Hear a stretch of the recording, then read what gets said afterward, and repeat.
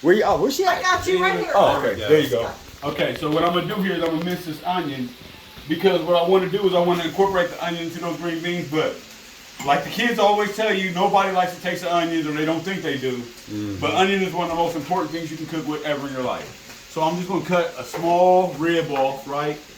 And I'm gonna go as close as I can as possible to each other. Okay, razor thin. Razor thin, and this is feasible. You just gotta have good knives. Then I'm gonna just turn them to the side simply, and I'm gonna make them disappear. Might magically disappear. Like this is like you won't find too many chefs inside of Mississippi that is bold enough to do all this. You know what I'm talking about with a knife, especially with like two cuts. You know what I'm talking about, like two angles, Cincinnati angles. Yep. Yeah, until we get that last little feather. Yeah, boy. That's what we call a variable plethora. Yeah. I know this. Yeah.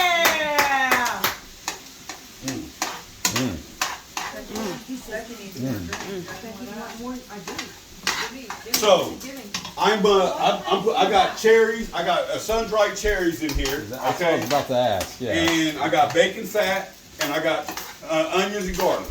Okay, I usually use shallot, but I use my shallot for my vinaigrette. These are fresh snap green beans. Fresh snap green beans. I picked them, snapped them in half, and I blanched them in chicken bouillon, and then I shot them in cold water. Blanches and Golden Girls. Yes, Blanches and Golden Girls. And she's my favorite. She's salty. She is my favorite. Blanche and Flo from Mel's Diner. Kiss my grits. Kiss my grits. Shoot it. So once again, I got the nutted butter. So what did you say you put? What did you put in the green beans now? I saw the onion. Yeah, but bacon fat, onions, garlic, shallot, I'm making a profile. and sun-dried cherries. Are you serious? And I'm gonna tell you right now. Usually I use applewood bacon, but everybody don't like bacon, so I just. I love bacon grease in mine. Yeah, I use bacon grease to get the same effect. The same. I wouldn't let anybody in my house that didn't like bacon. Yeah, I like your style, bro. Yeah. So as you can see, those green beans have a beautiful color and texture.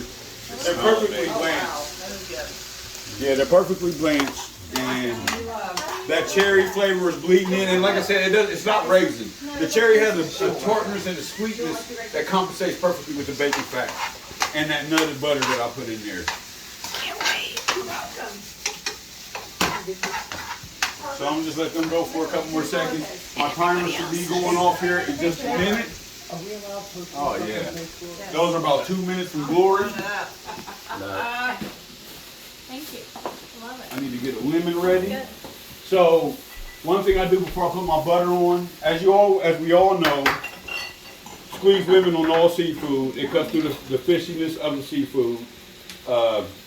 That's why they started doing it, to cut through the fishiness of the seafood. It was the first thing that they had to be able to cut through the fishiness of the seafood. Okay. So that's why lemon goes synonymous with it. And then as you grew and things started evolving like seafood boils, people started throwing lemons and limes and oranges and all that because citrusy fruit cuts down the fishy flavor.